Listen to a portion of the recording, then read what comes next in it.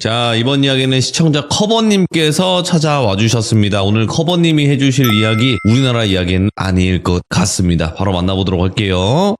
안녕하십니까. 커버님, 반갑습니다. 자, 오늘 커버님께서 준비하신 이야기는 어떤 이야기가 될까요? 오늘은 제가 최근에 사연 여기저기 수집하다가 태국 사람을 좀 알게 돼가지고 몇 가지 사연을 많이 수집해가지고 태국. 한번 해보도록 하겠습니다. 우리나라와 상당히 비슷한 부분의 영적인 이야기들이 많았던 곳인데, 자, 네, 그런 것 같습니다. 예, 그럼 바로 출발을 해보도록 하겠습니다. 렛츠고! 끼리십니다. 커버예요.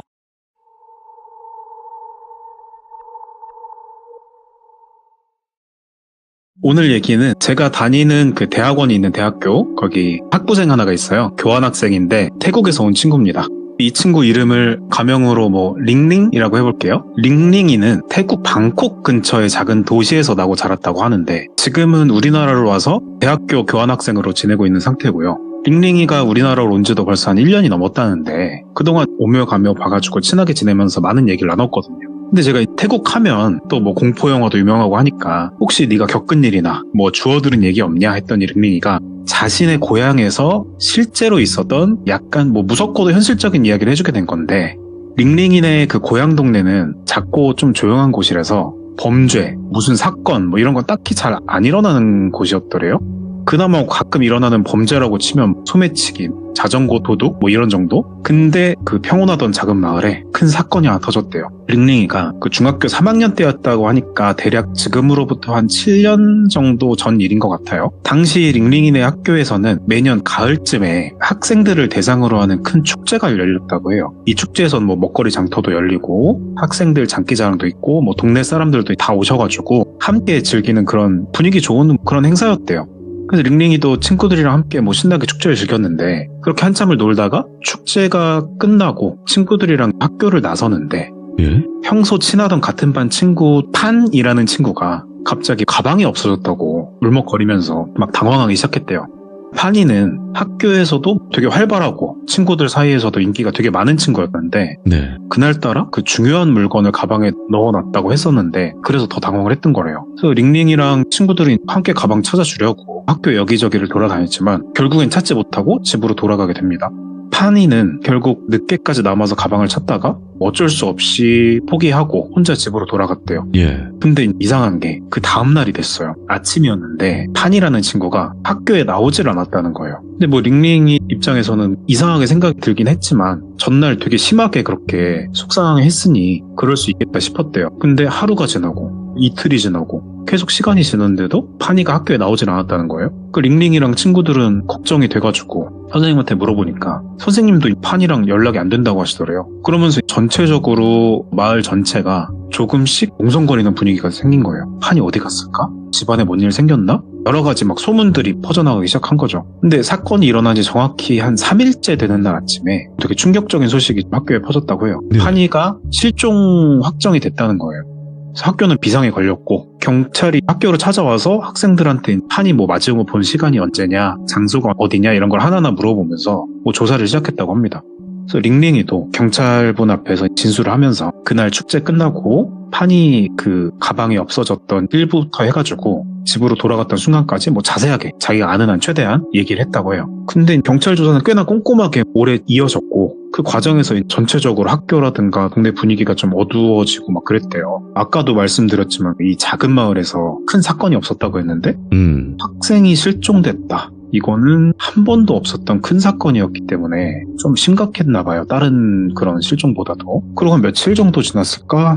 경찰이 그 학교 뒤편 숲에서 판이의 가방을 발견하게 돼요. 링링이랑 친구들은 그 소식을 듣자마자 학교가 술렁거리면서 난리가 났대요. 근데 그 가방 안에는 판이의 소지품이 그대로 있었지만 다만 한 가지 이상한 것이 있었다고 하는데 판이가 가장 소중히 여기던 지갑이랑 가족사진 그리고 휴대전화까지는 그대로였는데 그 학교에서 메고 다니던, 태국이 다 그런지 모르겠는데 요 얘기에서 듣기로는 학생증을 이렇게 목걸이처럼 메고 다녔다고 하더라고요. 그 학교의 특징일 수도 있고요. 하여튼 그 메고 다니던 학생증만 사라져 있었던 거예요. 근데 요게 되게 이상하잖아요. 지갑이랑 돈 되는 거라 냅두고 그것만 없었다는 게. 수상하게 여기고 경찰이 수색 범위를 학교 주변으로 좁혀서 본격적으로 조사를 시작해 봅니다. 이 시점에서 링링이는 물론이고 동네 사람들 모두가 좀 을씨년스럽고 좀 불안하고 막 이렇게 된 거죠. 그런 상황에서 얼마 지나지 않아서 이 조그만 마을에 사건이 또 발생했대요. 첫 번째 사건으로 뒤숭숭해진 가운데 두 번째 사건이 일어난 건데 뭐냐 하니까 이번에도 학교 학생 중에 한 명이 실종된 거예요. 이번에 실종된 학생은 링링이의 그 친한 친구까지는 아니었지만 같은 학년에서 뭐 우리 오며 가며 얼굴 정도는 아는데 이름 모르는 막 그런 애 있잖아요. 그런 정도 친한 여학생이었다고 해요. 그 친구도 역시 수업을 마치고 집에 가는 길에 감쪽같이 사라진 거죠. 경찰이 판이 사건을 조사를 진행하는 동안 벌어진 일이었기 때문에 이게 하나가 해결이 안 된 상태에서 또 사건이 계속 생기고 이런 일이라고는 하나도 없었던 동네에서 그러니까 전체적으로 더 혼란스러워졌고 당연히 뭐 사건의 심각성은 몇 배가 됐겠죠. 전체적으로 긴장하는 분위기가 조성이 됐고 부모님들이 애들을 학교에 보내는 것도 꺼리게 됐다고 해요. 그래서 경찰은 실종된 두 학생 간의 시간의 거리가 멀지 않아서 그 공통점을 찾기 위해서 좀 수사를 확대했지만 그 두 학생이 같은 학교라는 점 공통점이죠. 이거 말고는 특별히 뭘 했다 이런 연결고리가 나오진 않았다고 해요. 근데 얼마 지나지 않아서 경찰이 두 번째 실종된 학생의 물품을 학교 뒤편의 숲속에서 또 발견한 거예요. 근데 이번에도 첫 번째 사건과 똑같이 그 학생의 개인 소포는 그대로 있었지만 목에 거는 학생증만 없었다는 거예요. 그래서 같은 방식의 이런 범행이랄까요? 그런 게 반복되자 경찰들도 이 사건은 단순한 건바이 건의 실종이 아니라 계획적이고 의도적인 어떤 범죄일 수도 있겠다 이런 판단하에 철저하게 수사를 더 했다고 해요. 한편 그 동네 사람들은 그 경찰의 수사와 별개로 자신들끼리도 말씀들 나누고 하셔가지고 해결책을 모색했다고 합니다. 그래서 마을에 CCTV가 많고 뭐 그런 시절도 아니라서 주민들이 직접 자경단이라고 하죠. 그런 것처럼 동네 곳곳을 짝지어서 순찰하시면서 애들을 보호하자 이런 분위기가 조성된 거죠. 그래서 링링이의 부모님도 그때부터는 뭐 링링이 학교를 갈 때나 집에 올 때면 항상 차로 직접 픽업해서 데려다주고 데리러 오는 생활을 했다고 합니다. 그래서 애들도 좀 공포에 질려 있고 이게 사건에 대한 소문이 우리가 요즘은 워낙 강력범죄가 많아가지고 이거 애 2명 사라진 게 그렇게 큰가 싶은데 그 마을 분위기 뭐 나라 분위기가 그랬을 수도 있는데 그 소문이 퍼져가지고 학교를 넘어서 막 주변 지역까지 웅성웅성 얘기가 많이 퍼졌대요. 그렇게 시간이 흐르고 경찰이 그 동네 주민들한테 학교 뒤편의 숲속에서 좀 의심스러운 흔적들을 발견했다고 공지, 홍보 뭐 이런 걸 했대요. 뭐냐 그랬더니 숲속에 작은 약간 오두막 같은 낡은 창고였는데 이 창고는 예전에 학교에서 물건을 보관하거나 뭐 농기구나 뭐 이런 걸 저장하기 위해 사용했던 그런 창고인데 근데 용도가 변경이 되면서 안 쓰게 돼가지고 방치가 돼서 되게 오랫동안 신경을 아무도 안 썼던 그런 곳이라고 해요. 근데 주변을 막 탐문하고 조사하던 과정에서 그 창고 안에서 이상한 물건들이 발견을 됐다는 거죠. 그 창고 안에 뭐가 있나 봤더니 그 학교에서 사라진 그 애들의 학생증을 포함해서 그 이전에 사라졌는지 모를 어떤 여러 장의 신원불명의 학생증들이 발견됐는데 그것뿐만 아니라 그 애들의 사진이랑 신상 정보가 적힌 무슨 종이 이런 것까지 함께 놓여 있었다고 해요. 이게 그냥 우연히 거기 들어갔을 리가 없잖아요. 반드시 누군가의 의도를 통해서 수집된 것이 명백했죠. 그래서 경찰은 요거 일단 어느 정도 실마리가 잡힌 것 같다 그렇게 생각하고 곧바로 창고 주변에 잠복해서 수색을 진행했다고 하는 것 같아요. 근데 꽤나 오랫동안 수색하고 잠복하고 했는데도 범인으로 보이는 사람은 딱히 나타나진 않았다고요. 아니 사람 자체가 안 지났다고 해요. 하지만 경찰은 그래도 범인이 다시 나타날 가능성이 높다고 판단하고 그 창고 주변을 포함해서 숲에 순찰을 되게 강화하기로 했다고 해요. 창고가 발견된 이후에 마을은 뭐 당연히 더 공포스러운 분위기가 형성이 되죠. 이제는 이게 단순한 실종 사건이 아니라 확신이 되는 것이 아주 가까운 곳에 있는 누군가가 애들을 타깃으로 삼고 있다는 게 좀 명백하잖아요. 이쯤 되면은.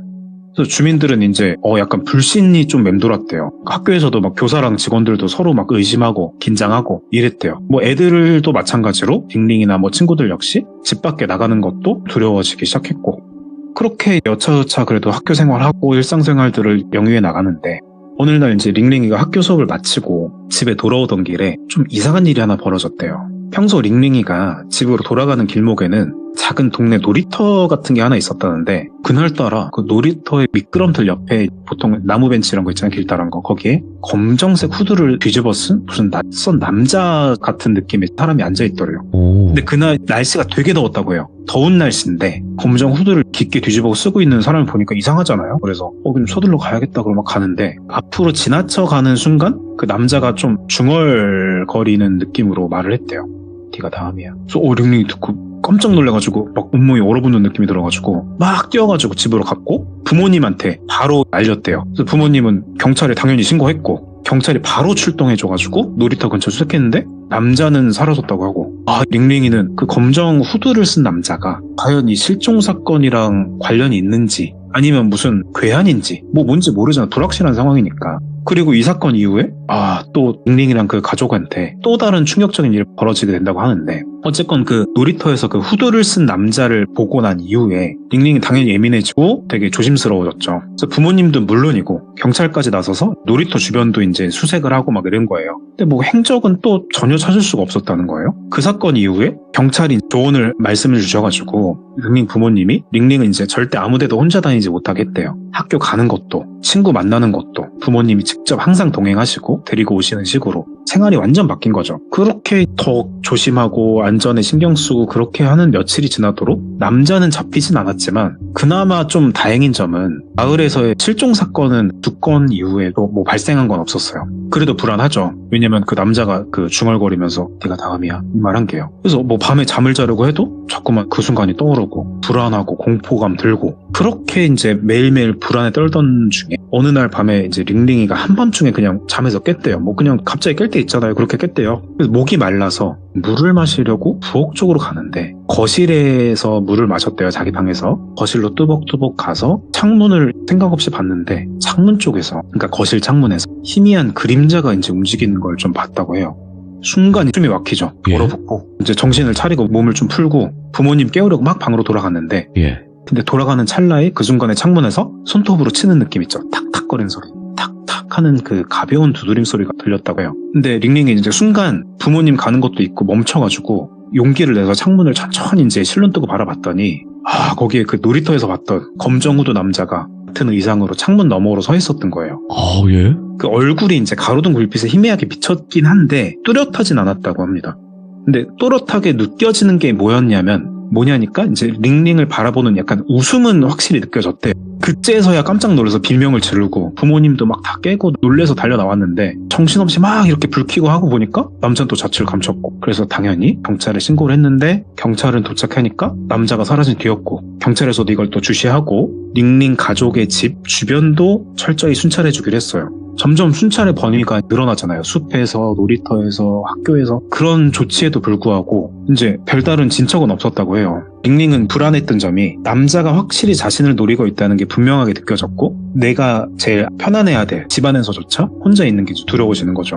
그래서 부모님이 이거를 어떻게 해줘야 될까 하면서 이사를 다 같이 얘기를 했대요. 이사를 갈까 고민을 하고 회의를 했는데도 현실적으로 금전적인 문제겠죠. 아마 현실적인 게 당장 이사하는 거는 쉽지가 않았다고 합니다. 대신 그래서 링링을 보호하기 위해서 집 곳곳에 보안장치 같은 거 있잖아요. 그런 거 설치하고 이제 경찰분들한테도 많이 고생하시지만 더 순찰 좀 잘 해주세요 이렇게 얘기한 정도였대요.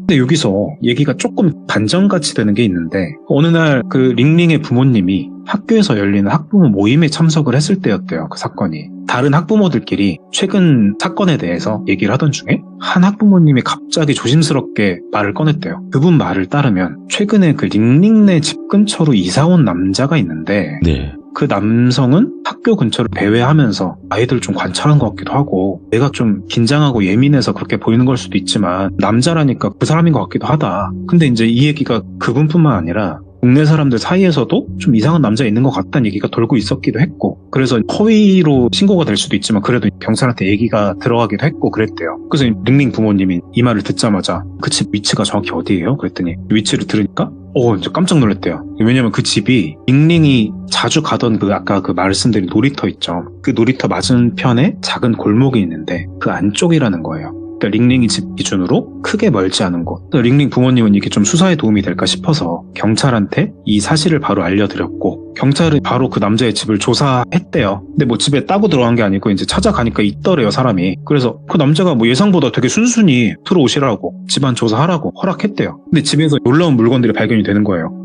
여기 실종된 학생들, 학생증, 창고에 있던 물건들 있잖아요. 그게 다 쫙 그 남자 집에 있더라는 거죠. 이거 빼박이잖아요. 그럼 실종 사건의 범인이거나 최소한 보수적으로 봐도 이 사건과 연관 있는 사람은 분명한 거니까. 근데 여기서 또 이상한 게 발견된 게 그 남자가 주장하기를 자기는 절대로 그 링링의 집에 직접 간 적이 없다. 링링이 봤다는 검정 후드를 입은 사람은 내가 절대 아닙니다. 그래요, 뭐 실종 사건 그거는 난 잘 모르겠지만 나 이거 그냥 주순 거다 뭐 이렇게 되도 않는 변명했겠죠. 예. 근데 확실한 거는 링링 집에 그 당시에 가지 않았다는 알리바이를 증명할 수 있을 만한 확실한 증거들을 제시를 했대요. 이거를 제가 듣진 못했어요. 근데 거기서 납득할 만한 증거였으니까 받아들여졌겠죠. 실제로 그 경찰 조사 결과 그 남자가 링링 집 창가에서 발견된 시간은 전혀 다른 장소에 있었던 것이 증명이 됐다고도 해요. 이제 혼란스러우시는 거죠. 분명 이 사람이 실종 사건의 용의자로서의 충분한 조건을 갖출 만한 증거는 다 나왔지만 링링이의 집에 나타났던 남자는 절대 아닌 거는 또 명백해졌으니까요. 예. 그러면 링링이가 봤던 그 남자의 정체는 도대체 뭐였을까? 그런 이제 어떤 경찰과 사람들의 혼란 속에서 이제 링링 가족은 불안을 떨칠 수가 없죠. 예. 그 사람이 아니니까. 어쨌든 그 검정 후드의 남자가 밝혀지지 않은 상태였고 여전히 링링이 주변을 배회할 가능성이 남아있으니까. 그래서 밤마다 작은 소리에도 깜짝깜짝 놀래고 하루하루가 막 긴장과 막 불안의 연속이었겠죠. 링링이는 네, 진짜 이렇게 살아서는 안 되겠다 결심이 드셨대요. 이사는 그때 힘들다고 했으니까 한동안 외할머니 댁에 링링을 보내서 지내게 했대요. 할머니 댁이 그 교외에 조용한 마을에 있었는데 같은 마을은 아니었고 좀 거리가 있으니까 그곳에서라면 우리 링링이가 조금이라도 편안하게 지낼 수 있지 않을까 생각하신 거예요. 링링이도 그 부모님의 기대에 따라서 처음엔 새로운 환경에서 조금씩 안정을 찾아가는 듯 했는데 하지만 외할머니 댁에서도 그 깊은 곳의 불안감이 좀 사라지지 않았다고 하더라고요. 왜냐면은 그 남자가 그 웃었던 모습 있죠. 그 실루엣 비쳤다는 거 그거랑 그 다음은 그 중얼거림이 계속 맴돌듯이 좀 돌았대요. 시간이 좀 흘렀는데 그래서 학교 끝나고 여느 때와 같이 차로 데려다 주셔서 외할머니 집에 들어와서 방에 들어가려고 하는데 방에서 그러니까 집안이에요. 방에서 이상한 소리가 들리는 거예요. 아주 희미한 중얼거림인데 순간 옥삭해지죠. 그래서 그 남자 중얼거림이랑 비슷한 느낌이어서 그래서 이거 방문을 못 열고 딱 멈춰 서 있었대요. 근데 할머니가 어디서 오셨는지 다가오셔가지고 링링의 표정을 딱 한번 보고 문을 확 열었대요. 그러니까 방 안에 아무도 없었어요. 꼼꼼히 둘러봤는데 그냥 텅 빈 방이었고 링링이는 내가 이게 진짜 예민하구나 헛소리 들은 것 같다 하면서 스스로 좀 달래는데 갑자기 외할머니가 심각한 표정을 막 링링이 쳐다보면서 한마디 물어보시는 거예요. 너 요즘 누가 따라오는 느낌이나 소리 같은 거 들리니? 깜짝 놀래가지고 그렇다고 했대요. 예. 그래서 한참 말을 좀 침묵을 유지하고 계시더니만 할머니께서 어렵게 말을 하시는 게 내가 너한테 말 안 하려고 했는데 너 지금 많이 위험하다고. 사람도 아닌 게 너한테 붙어있다고. 와, 소름이 쫙 끼쳐가지고 뭔 말을 하시는지 이해는 안 갔지만 최소한 할머니 표정을 보니까 이거 장난 아니다. 그게 느껴졌다고 하더라고요. 알고 보니까 링링의 외할머니께서 태국에서는 뭐라고 하는지 제가 잘 모르는데 아무튼 우리나라로 치면 영적인 감각이 매우 예민한 분이셨다 뭐 그런 분인데 링링이를 처음 할머니 댁에 데리고 온 순간부터 걔 뒤에 뭔가 붙어있는 걸 눈치채고 있었다는 거예요. 다만 애잖아요. 지금 대학생인 애가 들려준 옛날 얘기니까 어린 손녀가 무서워할까봐 이제 말을 안 했던 거예요. 그래서 할머니가 급하게 여기저기에다가 무슨 가루 같은 거 뭘 뿌리셨다는데 부적을 붙이고 가루를 뿌리고 이러면서 대책을 막 세우신 것 같아요. 그리고 할머니는 링링이 누워서 잘 때가 됐는데 밤에 옆에 눕혀두고 끊임없이 기도 같은 걸 막 하셨다고 그래요. 그래서 링링은 잠을 안 자고 할머니 기도를 들으면서 불안해하고 있는데 갑자기 밤이에요. 밤에 방문 밖에서 똑똑하는 노크 소리가 들렸다는 거예요. 그러니까 할머니랑 둘이 살고 있는데 현관문 앞도 아니고 방문 앞에서 링링이 방 앞에서 그 할머니가 표정이 막 무서워지시더니 링링을 갑자기 누워있는데 확 들쳐가지고 꽉 끌어안으면서 문을 향해서 소리쳤대요. 누구냐? 여긴 네가 올 것 아니다! 이러면서. 근데 문 밖에서는 아무런 대답 없이 계속 노크 소리만 점점 세게 막 이렇게 들렸다는 거예요. 예.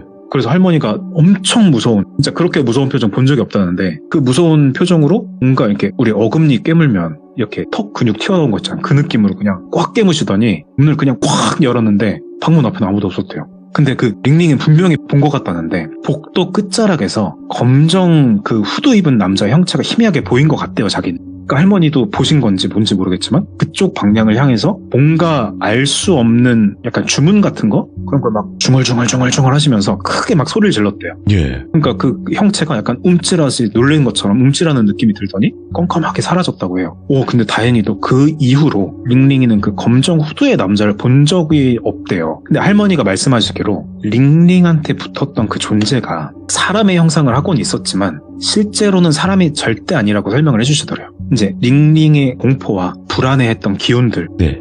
그런 것에 끌려왔던 일종의 악령 같은 존재였다 이렇게 말씀을 주시는 거예요. 그러니까 처음에 링링이 그 마주쳐서 다음은 너야라고 했던 후드 남자, 인간, 그 범인과는 또 전혀 다른 존재였던 것 같더래요. 정리하면 경찰한테 잡힌 남자는 실종 사건의 진범이 맞고 링링의 집까지 찾아서 위협한 적이 없었고 링링이 보았던 창문 밖의 남자의 형태는 그 범인의 형태를 한 악령이었던 거다. 이렇게 정리가 된대요. 이런 일이 있었다. 그래서 일단 이야기는 여기까지인데 에필로그처럼 좀 텀을 두고 네. 이제 링링이가 들려준 후일담이 있어서 말씀드리고 마무리를 접을게요. 그런 사건이 있은 이후에 이제 마을의 어른들과 이제 뭐 승려분들 이런 분들이 계신데 그분들이 자초지종을 들으시더니 마을에 오래된 비밀 하나를 알려주시더라는 거예요. 뭐냐 했더니 링링이 살던 근처의 그 숲, 처음에 그 타니가 없어졌던 숲, 예. 숲에 원래 오래전부터 마을 사람들이 좀 금기시까지는 아닌데 잘 안 가는 장소였대요. 나이 있으신 분들은. 그 이유가 한 십수년 전일까요? 수십 년 전일까요? 하여튼 꽤 시간이 좀 전에 그 숲에서 마을 청년 몇 명이 사소한 갈등으로 인해서 패싸움 같은 걸 크게 벌인 적이 있었대요. 근데 그 과정에서 안타깝게도 한 명이 그 자리에서 목숨을 잃는 사건이 있었고 근데 그 사고로 사망한 청년이 어떤 사람이었냐면 마을 사람들이 되게 두려워할 정도로 폭력적이고 되게 충동적인 성향의 인물이었대요. 예. 그 사망한 청년은 생전에 막 주변 사람들한테 주먹 휘두르고 괴롭히기를 반복했어서 죽은 후에도 그 심보가 어디 안 간다고 원한을 품고 영원히 숲 근처를 떠돌았다는 이런 미신 같은 소문이 좀 있었던 거예요.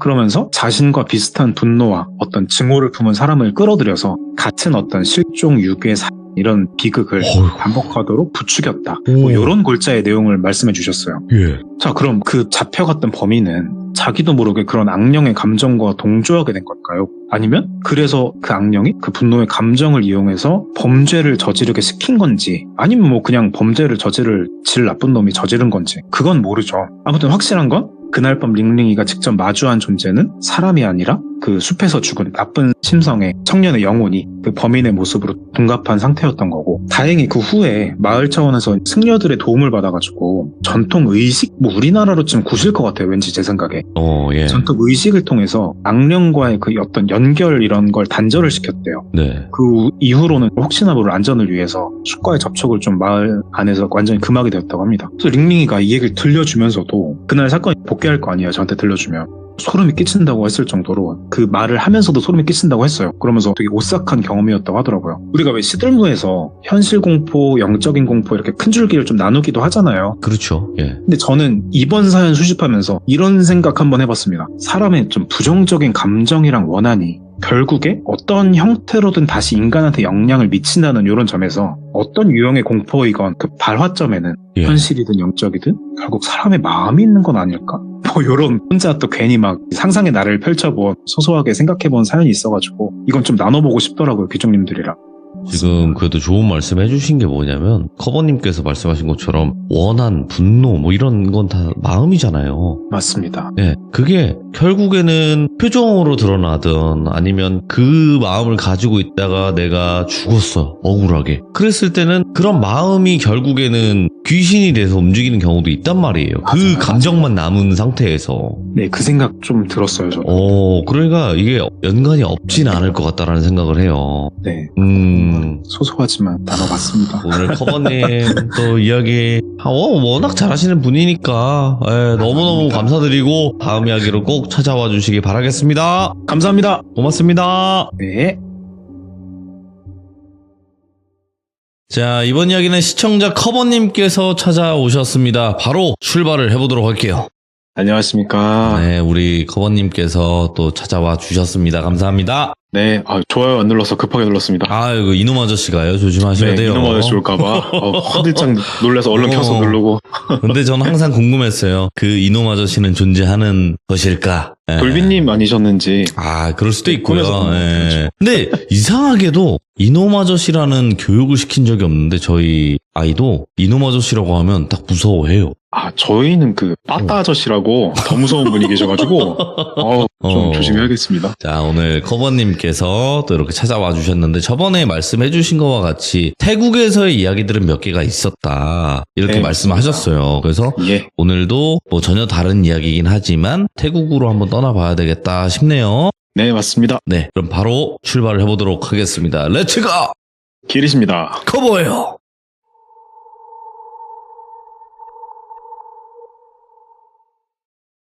제가 전에 태국에서 온 그 링링이라는 그 친구한테 들은 얘기 해드렸었는데, 오늘 태국 2편인데요. 그 링링이가 간단하게 소개해드리면 제가 다니는 학교 학생인데 교환학생이고 지금은 한국에 있습니다. 한국말 되게 잘하는 친구고, 어쨌건 그 링링이가 태국 방콕 출신이에요. 근데 방콕 하면 보통 떠오르시는 게 다양할 수도 있는데, 보통 생각하면 뭐 관광지, 먹거리, 그리고 우리 이제 야시장이라는 게 있다고 해요. 유명하다고. 네. 그래서 오늘 얘기는 링링이 얘기는 아니고 링링이의 친한 언니가 겪은 일인데, 실제로 방콕에 있는 한 야시장에서 벌어진 얘기라고 해요. 그 방콕 야시장 분위기를 아시는 분은 뭐 다 아시겠지만 정말 인파가 어마어마하다고 해요. 특히 유명한 야시장일수록 그 온갖 음식 냄새, 사람들 떠드는 소리, 가게 사람들, 뭐 주인분들 호객하는 소리, 네. 그리고 흥정하는 소리, 뭐 이런 게 막 뒤섞이면서 그거만의 되게 독특한 분위기가 좀 있다고 해요. 그리고 대부분 시장 조명이 노랗거나 빨간빛이라고 하는데, 그래서 전체적인 분위기가 밝다기보단 약간 음침한 느낌도 있고요. 물론 관광객에게는 그 음침함이 오히려 매력적으로 다가오기도 합니다만, 링링의 언니 이름을 뭐 가명으로 그냥 들은 대로 핀이라고 해볼게요. 핀 언니는 링링이보다 한 4살 정도 많았다고 해요. 그 언니가 사진 찍는 걸 정말 좋아해가지고 항상 카메라를 목에 걸고 다녔대요. 근데 그 언니가 특히 그 야시장처럼 사람들 막 표정, 풍경 이런 게 되게 풍부한 장소에서 사진 찍는 걸 되게 즐겼다고 합니다. 어느 날 그 핀 언니가 혼자 방콕에 있는 유명한 야시장에 갔었대요. 그날따라 날씨도 태국 날씨라서 습하게 더웠고 사람들도 유난히 많아서 좀 정신이 되게 없었대요. 근데 사진 찍는 사람들은 아실 거라는데, 그런 혼란스러운 분위기에서만 찍을 수 있는 사진이 있거든요. 그 핀 언니도 그런 장면을 좀 놓치기가 싫어가지고 열심히 시장 여기저기를 돌아다니면서 사진을 찍었다고 합니다. 그렇게 한창 사진을 찍으면서 야시장 골목을 헤매던 중이었대요. 그 시장 골목 구석에 되게 허름한 가게가 하나 있었는데, 유난히 특히나 더 어둡고 낡은 그런 분위기라서 눈에 띄었대요. 그게 외관이 간판도 제대로 없고 조명도 약간 희미하게 좀 켜질랑 말랑 그런 정도였다고 해요. 보통 구매하는 사람이나 그런 사람들이면 지나칠 수도 있겠지만, 언니는 그런 특이한 분위기를 좋아하니까 그 가게 사진 찍으려고 카메라를 들었대요. 들고 사진을 딱 찍으려고 하는데, 그 가게 안에서 나이가 좀 있는 노인 한 분이 천천히 걸어 나오시더랍니다. 그래서 언니가 눈치가 보이기도 하니까 얼른 카메라를 내려놓고, 죄송합니다, 뭐 사진 찍어도 될까요? 뭐 이런 식으로 물었대요. 예. 그러니까 그 노인분이 뭔가 뭐 알아들을 듯 못 알아들을 듯 고개를 끄덕이는 걸 미세하게 하면서 되게 어색하게 미소를 지으셨대요. 그래서 핀 언니가 감사의 의미로 태국말로 감사하다가 컵쿤카 뭐 이렇게 발음이 맞는지 모르겠는데 이러면서 네 뭐 그런가 봐요. 그러면서 미소로 화답을 하고 사진을 몇 장 찍었대요. 사진 찍고 있는데 언니가 갑자기 소름이 확 돋더랍니다. 그날 날씨가 뭐 더웠다 했잖아요. 근데 이상하게 그 찰칵하는 순간부터 공기가 좀 차갑게 느껴지더래요. 예. 그래서 뭐 에어컨이 있나 둘러봐도 그런 건 없고 그냥 뭐 희미한 전구 하나만 있고, 그래서 좀 이상하긴 했는데 뭐 그냥 기분 탓이겠거니 하고 일단 얼른 벗어나기로 했대요. 그렇게 가게 앞을 벗어나서 시장 골목으로 다시 돌아왔고, 언니는 사진을 찍던 것을 다시 이어가려고 했대요. 근데 이상한 점이 생겼던 게, 이상하게 그 이후로 찍는 사진마다 사진이 흐릿하게 나오거나 조명이 뭐 빛 반사가 이상하게 되는 뭐 그런 식으로 평소와는 다르게 그 사진에 계속 문제가 생겼다고 해요. 그래서 오늘 내가 좀 사진 찍는 뭐 컨디션이 별론가 뭐 이러면서 언니는 별 생각 없이 그날 찍은 사진을 대충 확인만 하고 집으로 돌아갔대요, 그냥. 그래가지고 그날 집에 돌아온 그 핀 언니가 평소에 찍었던 사진들을 컴퓨터에 옮겨서 하나씩 우리 하듯이 뭐 넘기면서 확인을 하고 있었대요. 사진 찍는 걸 이분이 진짜 좋아한다고 했잖아요. 그래서 보통 찍은 사진을 바로 그날 저녁에 이런 식으로 보면서 마음에 드는 사진은 편집도 좀 하고 SNS 이런 데도 올리고 그랬대요. 근데 이상하게도 사진을 쭉 보니까 그날 찍었던 사진 중에서 문제가 생기기 시작했던 게, 아까 그 허름한 가게 그 사진부터가 좀 이상하게 나오기 시작했다는 거예요. 처음엔 사진이 전부 흔들렸다고 해야 될까요? 초점이 아예 나가거나 어둡고 뿌옇게 찍힌 사진이 많았다고 해요. 근데 그럴 리가 없다, 내가. 왜냐면은 이 핀 언니라는 사람이 좋아하기도 하지만 사진을 되게 오래 찍은 사람이라서 대놓고 흔들린 사진을 찍을 정도로 막 초보는 아니었거든요. 그렇게 한 장, 두 장 사진을 넘기다가 이상한 걸 좀 발견을 했대요. 사진 속에 뭔가 희미한 형체가 찍혔다는 거예요. 처음엔 그 형체가 너무 흐릿하고 희미해서 뭔지 잘 몰랐는데 확대를 해가지고 사진을 봤더니 언뜻 보기에는 사람이 서 있는 것 같은, 마치 우리 흔히 공포 얘기에 나오는 심령 사진이라고 하죠, 뭐 그런 것처럼. 근데 문제는 언니가 사진을 찍을 때 당시에 그 자리에 이렇게 희미하게라도 흔들릴 만한 피사체가 될 만한 어떤 사람은 분명히 없었다는 거예요. 시장의 그 허름한 가게 앞에 노인 한 분, 그 사람 외에는 그 순간 아무도 없었으니까요. 근데 조금 더 확대를 해서 찬찬히 보니까 그 사람 형체가 되게 특이했어요. 정확히 표현하자면 몸은 사람인데 이상하게 목과 머리 부분이 뭔가 좀 흐릿하게 비틀어져 있는 모습이었다고 해요. 그래서 이게 카메라 렌즈 문제거나 뭐 빛 반사 때문에 그럴 수도 있다 하면서 좀 분석을 나름 해봤대요. 근데 이제 확대를 하고 여러 사진들을 넘겨볼수록 그 형체들이 찍힌 것들이 너무 명확하더라는 거예요. 심지어는 느낌일 수도 있지만 핀 언니가 사진을 찍을 때 정확히 카메라를 응시하고 있는 것 같은 느낌마저 들었다고 해요. 그게 약간 표정이 느껴지는 게 뭔가 평온하긴 좀 힘든데 불편한 표정이었고 미소 짓는 것 같은데 비웃는 것 같기도 하고 뭐 그런 불길한 느낌이 좀 들었대요. 그래서 그냥 사진을 끄고 그날은 그냥 컴퓨터 끄고 잊어버리려고 했답니다. 그렇게 시간이 며칠이 지났대요. 핀 언니는 그 사진은 완전히 까먹을 정도가 됐고 평범하게 일상생활을 보내고 있는데 그러던 어느 날에 갑자기 컴퓨터를 켜보니까 바탕화면에 사진이 한 장이 떠 있었대요. 그래서 내가 뭔가 좀 드래그 해놨나 싶어서 확인했더니 근데 하필 그 나와 있는 사진이 또 그때 그 시장에 이상한 형체가 찍힌 그 사진이었다는 거예요. 당연히 깜짝 놀래죠. 자기가 그 사진을 바탕화면에 띄워놓을 이유도 없고 근데 컴퓨터를 누가 뭐 조작할 일도 없고 자기가 혼자 사는데 근데 더 이상한 건 그 사진 속 그 흐릿한 사람 느낌이 나는 모습이 처음 봤을 때보다는 훨씬 더 뚜렷하게 나타나 있었다는 거예요. 근데 이게 같은 사진이거든요. 그날 찍은. 이걸 뭘 확대나 뭐 수정하거나 그런 것도 아닌데 원래 있던 사진이 점점 뚜렷하게 나타나고 있는 느낌. 너무 무섭죠. 그래서 사진을 그냥 삭제하는 거 있잖아요. 완전 삭제. 그런 식으로 삭제를 하는데 이것도 기분 탓일 수 있는데 삭제 버튼을 딱 뭐 엔터나 뭐 하여튼 뭘 지우는 버튼 누르는데 그 사진 속 형체에 입이 있을 법한 위치가 미세하게 올라가는 것 같은 느낌을 들었대요. 기분 탓이겠죠. 근데 어쨌건 소름이 끼쳤다고 해요. 그래서 이상하다 싶어서 그 사진을 찍었던 그 야시장 근처에는 절대로 아직 가지 않겠다고 했대요. 근데도 기분상으로 그 사진을 삭제하면서 느꼈던 그 표정 그게 계속 생각나면서 그 형체가 뭐 마치 사진 속에서 나와서 나랑 있는 것 같은 느낌. 그래서 진짜 자꾸 생각하니까 더 생각이 나는 거고 생각을 하지 말자. 기억을 잊어버리자. 그래서 사진도 지웠고 그 시장 근처에도 가지 않았으니까 진짜 그런 생각도 안 들 거고 더 이상한 일은 없겠지 뭐 그렇게 생각했대요. 근데 핀 언니의 생각과 달리 일상 속에서도 계속 이상한 일들이 생기기 시작했다는 거예요. 첫 번째로 이상했던 일은 핀 언니가 다니던 대학에서 생겼대요. 예. 핀 언니가 강의를 듣기 위해서 수업 시간에 강의실에 앉아 있는데 뭔가 이렇게 기묘한 느낌이 들었대요. 그 느낌 뭐냐면 그 강의실 맨 뒤편에서 누군가 계속해서 자신을 보고 있는 듯한 그런 기분이 들었다는 거예요. 우리도 가끔 왜 괜히 느껴지는 시선 있잖아요. 뭔가 이렇게 확실하게 말을 못해도. 그래서 그런 느낌을 받아가지고 핀 언니가 뒤를 얼른 돌아봤대요. 근데 당연히 강의실 맨 뒤쪽은 빈자리가 있었는데 아무도 없었대요. 사람은. 그래서 헛것이다. 기분 탓이다. 뭐 당연히 그렇게 생각을 했고. 근데 그게 진짜 이상한 게 강의를 듣는 내내 그 쳐다보는 느낌이 계속 이어지는데 그게 되게 점점 형체를 가진 듯이 머릿속에서 강렬해져서 되게 수업에 집중이 안 될 정도로 그래서 좀 이상해가지고 친구랑 같이 나가면서 수업 끝나고 핀 언니가 친구한테 물어봤다고 해요. 혹시 뭐 수업 시간에 누가 내 뒤에 들어왔었냐? 뭐 이런 식으로. 친구들은 뭐 당연히 아무도 없었다고 했죠. 그래서 이때부터는 뭔가 이상하다는 느낌이 좀 강해졌고 그런 사건이 좀 있었고 며칠 뒤에 또 다른 이상한 일이 생겼다고 해요. 핀 언니가 집에서 혼자 자기 전에 침대에서 핸드폰을 하고 있었어요. 그러다가 잠들 때 우리 의뢰 그렇듯이 불을 껐는데 문득 천장 쪽에서 희미한 그림자가 움직이는 듯한 불을 꺼서 정확한 건 아니지만 어둠 속에서도 음영이 더 깊으면 뭔가 형체가 다르잖아요. 그런 식으로 어떤 형체가 움직이는 듯한 느낌이 들었대요. 천장에서. 그래서 이게 창문에서 들어온 불빛 때문에 뭐가 반사가 되는 건가 그러면서 천장이니까 팔도 안 닿고 뭐 잠을 그냥 청하려고 했는데 그때 침대 옆에서 소리가 들리는 거예요. 처음으로. 소리는 처음이었대요. 근데 그 소리는 뭔가 바닥을 천천히 긁는 소리 같았대요. 무서웠지만 뭐 확인을 해야겠다 생각이 들어서 핸드폰 후레쉬를 켜고 침대 옆을 쓱 비춰봤대요. 근데 바닥엔 아무것도 없었고 그냥 평범한 상태였고 그래서 이제 상황적으로는 안심할 만한 상태가 됐으니까 안심할 수 있어 나는 괜찮아 이러고 있는데 방 구석에서 그 순간에 더 선명하게 부정하기 좀 힘든 어떤 형체가 움직이는 게 보였다고 해요.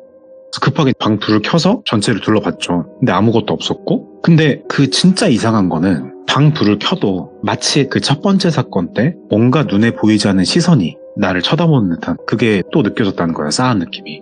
또 그날 밤에 일단 결국 제대로 잠을 못 잤다고 해요.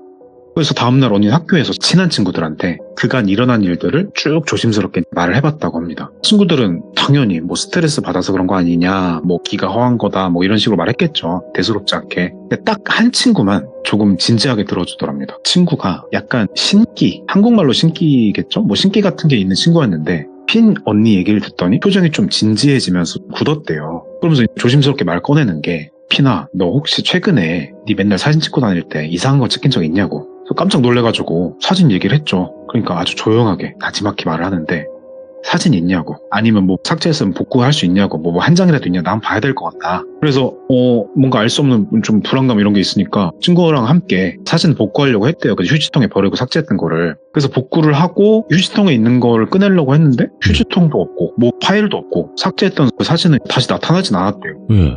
그러니까 친기 있는 친구가 사진을 확인할 수 없다. 그럼 진짜 미안한데 혹시 모르니까 다시 그 야시장에 한번 같이 가보자고 제안을 했다고 해요. 핀언니 당연히 싫죠. 너무 무섭고 다시 가는 게. 하지만 친구가 이게 빨리 해결하지 않으면 더 심각한 현실을 침범하는 일이 생길 수도 있다. 단호하게 되게 얘기를 해가지고 좀 고민을 하다가 어쩔 수 없이 같이 따라갔다고 합니다. 그래서 좀 마음의 준비를 하고 뭐 얘기도 좀 듣고 하면서 며칠 뒤에 핀언니는 그 신기 있는 친구랑 함께 다시 야시장으로 갔대요.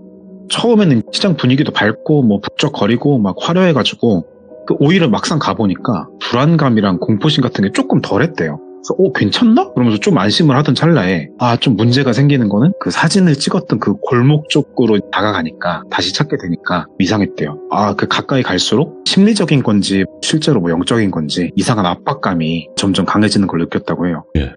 그러니까 약간 우리 몸 전체가 엄청 무슨 무거운 무게에 눌리는 것처럼, 이건 전해드리는 건 아니고 제 느낌인데 마치 우리 어렸을 때 햄버거 할 때 눌리는 그런 압박일 것 같아요. 가슴 답답하다고 하는 거 봐서는. 친구도 뭔가를 느끼고 있었는지 표정이 되게 심각했었대요. 그 신기 있는 친구도. 친구가 좀 앞장서서 조금씩 천천히 골목 안쪽으로 들어가면서 좀 뭐라고 중얼중얼 거리더래요. 그러니까 그게 뭔가 하고 나중에 얘기 들어보니까 뭔가 나쁜 기운을 쫓으려고 지가 알고 있던 태국의 전통 기도 같은 걸 속으로 계속하고 있었다고 하네요. 그래서 그 핀 언니가 골목 입구에 딱 발을 들여놓은 순간에 갑자기 친구가 돌아서서 팔을 딱 잡고 멈춰 세웠대요. 핀 잠깐 멈춰라고. 뭐 있다고. 그렇게 말하니까 핀 언니가 갑자기 소름이 쫙 돋으면서 딱 멈췄죠. 근데 그때 친구가 갑자기 그때 중얼거리면서 되게 차분한 친구였는데 갑자기 뭐를 보면서 얼굴이 새파랗게 질리기 시작했다는 거예요. 핀 언니는 이제 그 뭘 보는지 너무 궁금하면서도 뭐 두렵기도 하고, 그래서 그 친구의 시선을 천천히 바라보는 곳으로 따라가 봤대요. 그러니까 그 순간에 따라가 보니까 골목에서도 되게 깊은 끝쪽에 희미한 형체 하나가 서 있는 걸 봤다고 해요. 근데 형체는 사람 같긴 했는데 정확하게 사람이라고 말하기엔 뭔가 좀 굉장히 이상했답니다. 그 사진에서처럼 형체의 얼굴은 제대로 보이지 않았지만 그냥 윤곽만으로도 이거 보통 사람 아니다 뭐 이런 걸 느낄 수가 있었대요. 그게 약간 느낌이 누군가가 어두운 그림자만 남겨놓고 실제 몸은 이렇게 쏙 빼버린 것 같은 그런 느낌이었대요. 근데 더 무서운 사실이 그 형체가 골목 끝에서부터 되게 천천히 아주 조금씩 그 두 사람을 향해서 움직이기 시작했다는 거래요. 친구는 이제 급하게 피던니를 데리고 골목 밖으로 뛰쳐나왔다고 해요. 이제 숨 차니까 숨을 몰아쉬면서 친구가 말했대요. 야, 너 이거 보통이 아니다. 너 절대 다시 이 시장 오면 안 되고 저거는 그냥 귀신이 아니라고. 누군가 이곳에다가 뭔가 나쁜 걸 불러서 심어놓은 거라고. 근데 네가 그 사진을 찍었을 때 무슨 연유인지 모르겠는데 그게 너를 정확히 주시하고 알아챈 것 같다고. 핀 언니는 친구 말을 듣고 이제 진짜 무섭죠. 내가 도대체 뭘 찍은 걸까? 그 형체는 정확히 뭘까? 하면서 머리가 막 복잡한데 그때까지만 해도 그 핀 언니는 그게 그냥 귀신이든지 뭐든 간에 그냥 자신이 직접적인 어떤 피해를 보지 않으면 괜찮지 않을까 그 정도 생각을 했대요. 그래서 그때 들고 갔던 사진기가 폴라로이드 이렇게 쭉 나오는 거. 그래서 그거를 무슨 연유에서 그랬는지는 진짜 이건 설명을 들어도 모르겠는데 그냥 가면서 뭔가 아쉬움이었을까요? 뭔가 궁금증이었을까요? 그냥 사진을 딱 찍고 막 흔들면서 뛴 거죠. 네. 그래서 결국에는 친구 말 듣고 좀 안전하다고 생각하는 멀리 떨어진 곳으로 가서 사진을 뽑아서 보고, 그래서 사진을 받아 들고 들여다보니까 뭔가 이상한 점을 느끼는 거예요. 그 사진 속에는 뭐 풍경, 골목, 그리고 뭐 지나가는 사람들 분명히 찍혀 있는데 우측 상단 오른쪽 끝 모서리 쪽에 검은 덩어리 같은 게 보였다는 거예요. 그래서 이거 뭐냐고. 그래서 보니까 검은 덩어리가 좀 이상하대요. 이게 뭐 손가락이 찍힌 거나 뭐 카메라에 달린 스트랩이 찍힌 게 아니라 아까 그 사람인 것 같다고. 그래서 이거 그냥 빗 번진 거라고. 너무 신경 쓰지 말자. 뭐 우리 밤이니까 그런 거 나올 수 있지. 그렇게 민감하게 좀 생각 안 하려고 했는데, 그래서 고민하다가 이 사진을 버릴까 싶은 순간에 갑자기 목소리가 들리는 거예요. 사진 잘 나왔어요? 뭐 이런 식으로 말했대요. 그래서 친구가 말하는 줄 알고 뭐 잘 나왔다니 무슨 장난도 아니고 이 상황이 무슨 장난이냐. 근데 말을 하다가 말을 끊었대요. 왜냐면 친구가 옆에 뒤에 오고 있는 줄 알았는데 좀 떨어진 곳에서 천천히 걸어가고 있었던 거예요. 귓속말을 하기엔 좀 멀리 있었던 거죠. 그래서 서늘하고 막 심장이 쿵쿵 튀니까 그러면서 자기도 모르게 손에 든 사진이 미끄러져 바닥에 툭 떨어졌는데 급하게 사진을 줍고 다시 사진을 확인했는데 이게 더 소름이 돋았대요. 왜냐면 아까 그 검은 덩어리가 사진에서 좀 이동이 돼 있는 거예요. 그래서 막 뛰어가가지고 친구야 이러면서 이거 보라고. 아까랑 좀 다른 것 같지 않냐?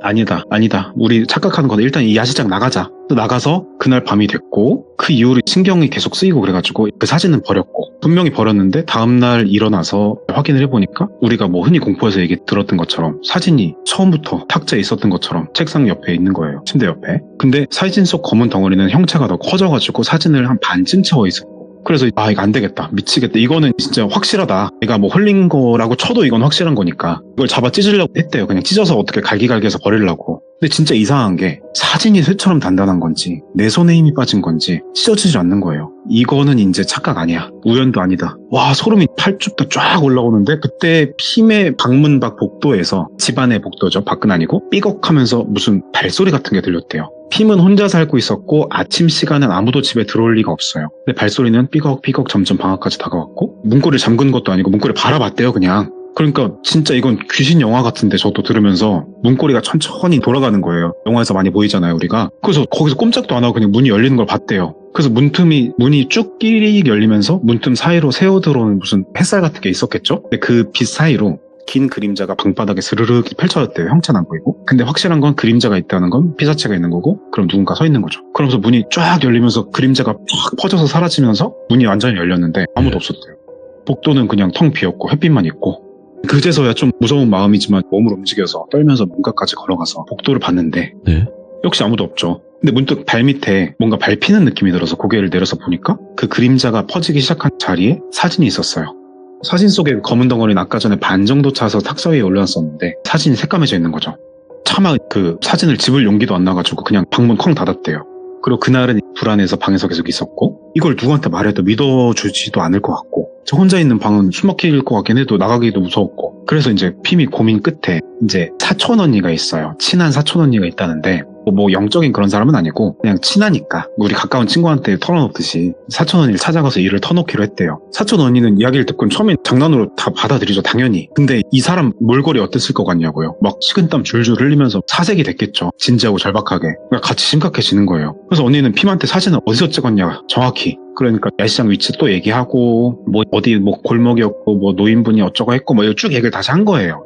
그러니까 언니는 잠시 고민을 하다가 나를 잘 케어해 주셨던 아는 분이 계신다고. 이게 한국으로 치면 무당 비슷한 거라는데 발음이 랑송이라는 게 있대요. 랑송인데 무당이라고 생각하면 된다고 하는 것 같아요. 랑송 아주머니인데 그분을 좀 소개시켜 주겠다고 했대요. 그러니까 그날 저녁에 핌과 그 사촌 언니는 소개받은 랑송 아주머니의 집을 방문했어요. 그 아주머니는 핌의 얘기를 듣자마자 얼굴이 굳어지면서 사진 가져왔냐고 물어봤어요. 그 시꺼먼 사진을 들고 와가지고 핌이 이제 꺼내서 용기 내가지고 보여주니까 그 랑송 아주머니가 사진을 보고 한숨을 푹 쉬는 거예요.